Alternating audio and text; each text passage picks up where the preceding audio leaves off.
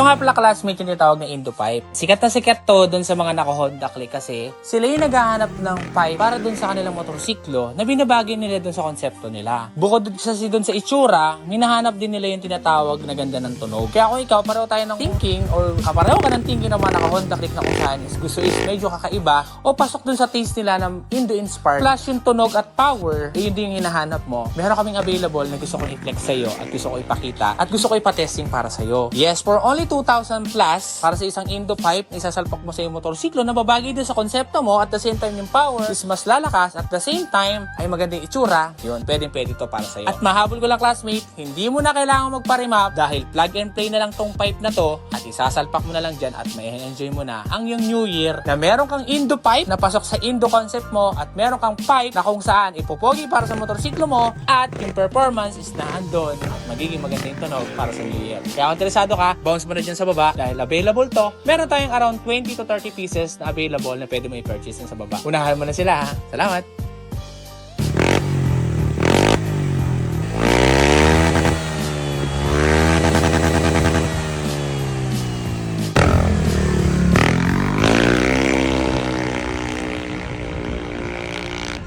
At kung interesado ka classmate, punta ka lang sa comment section, nandun na yung link para maka-order ka na. At dun sa mga gusto magnegosyo, chat nyo lang to para makapag-order na kayo at makapag-umpisa na kayo ng negosyo o tinda sa mga bawat tindahan ninyo. Salamat!